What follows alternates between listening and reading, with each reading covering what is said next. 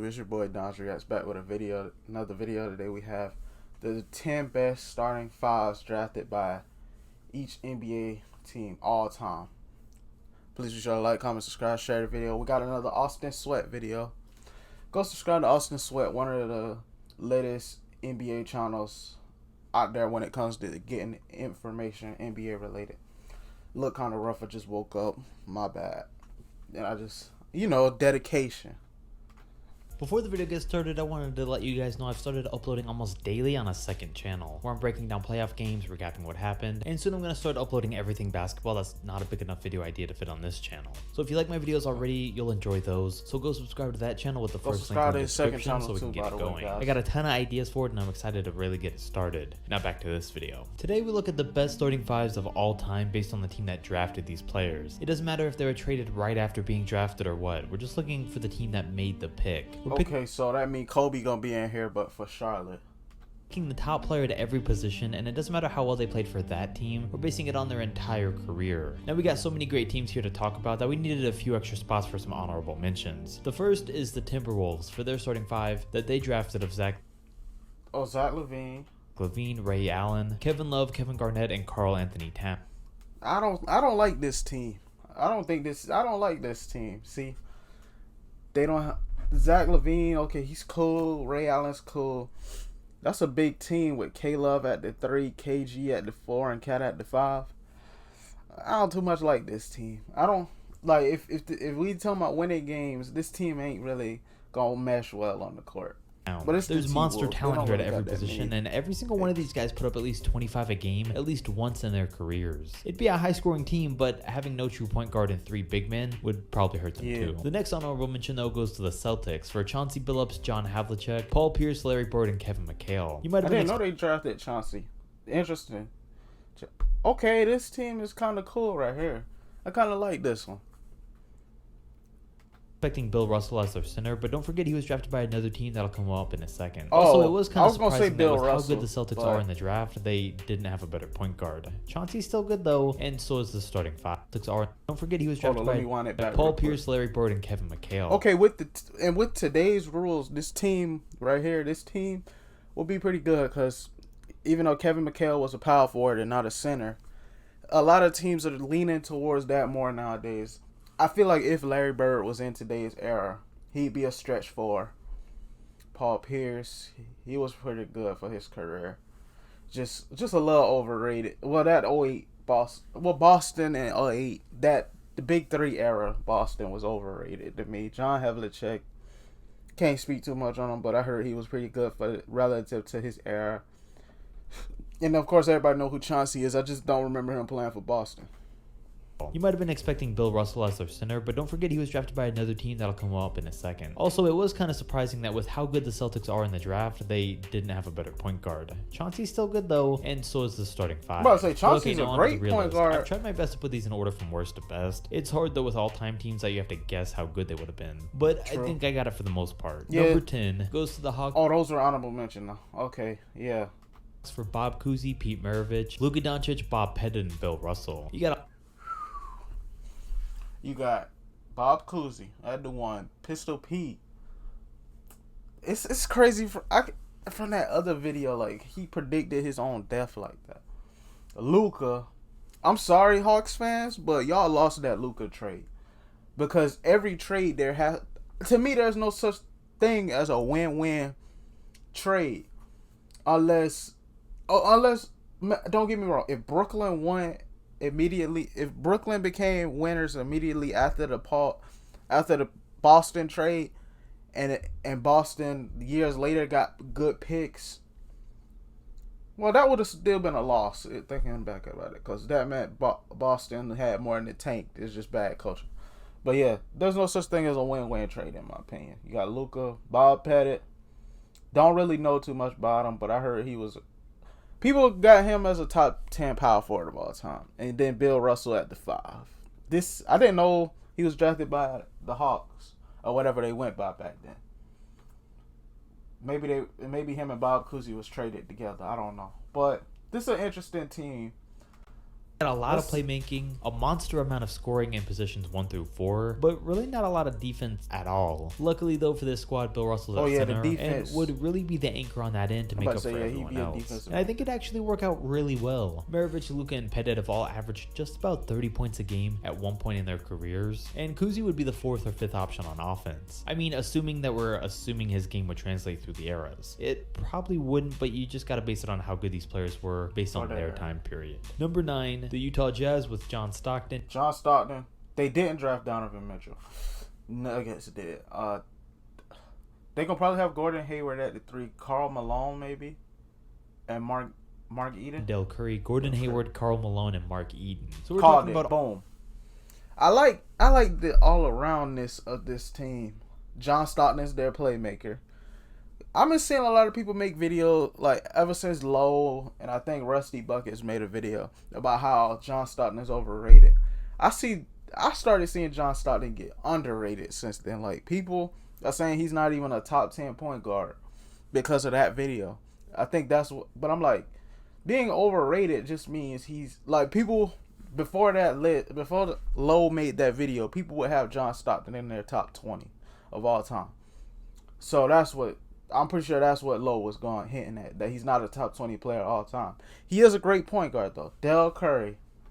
Didn't know he was drafted by Utah. He would bring a lot of shooting to the table for this team. Gordon Hayward, he had a pretty good career in Utah. That's probably his prime. Karl Malone and Mark Eaton bringing it on the defensive end.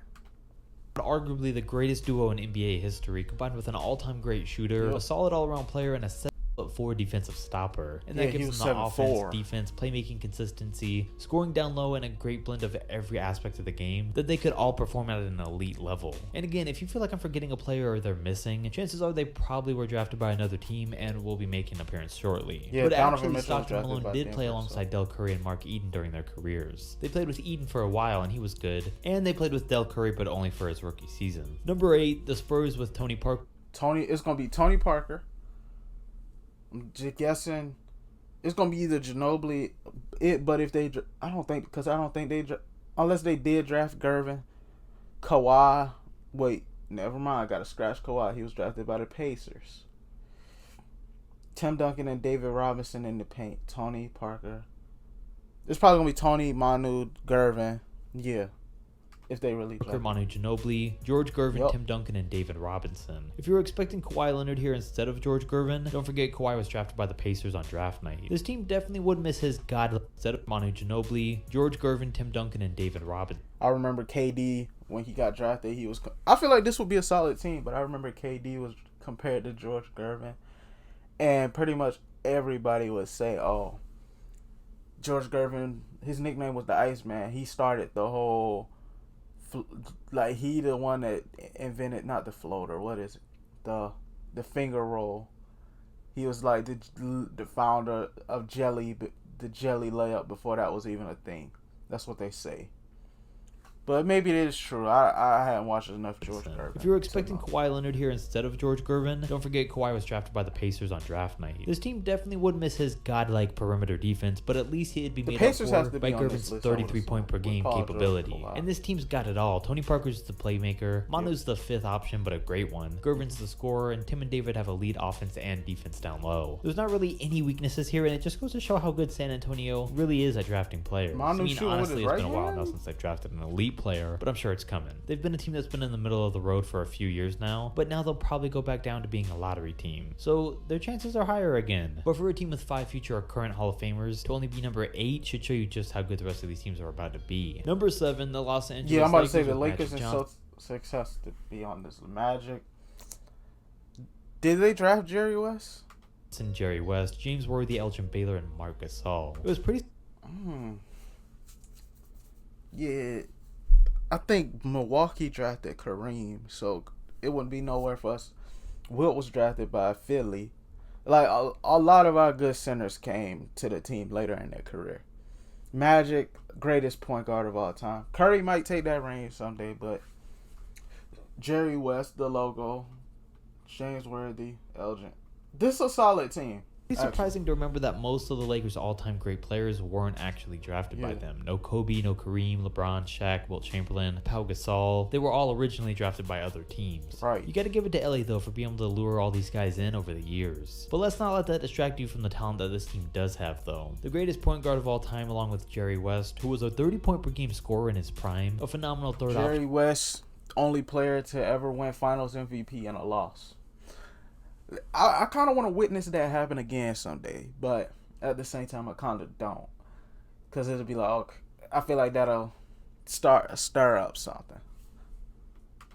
And James Worthy, a top dominant two-way player in Elgin Baylor, and a solid center in his prime for Marc Gasol. They make up a team that has excellent offense and defense, and with all these guys and their winning mentalities combined, it would definitely lead to some championships. Number 6, the Philadelphia 76ers with Allen Iverson.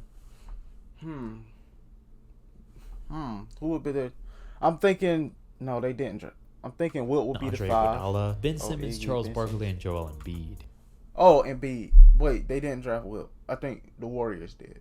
I think they were the Philly Warriors, and they relocated. Yeah. You got Philly's current day duo along. Oops, my bad. This is interesting right here though. You got Iverson with the handle. You got Iggy and Ben Simmons bringing the wing defense. Ben Simmons can also play, make, and finish at the rim.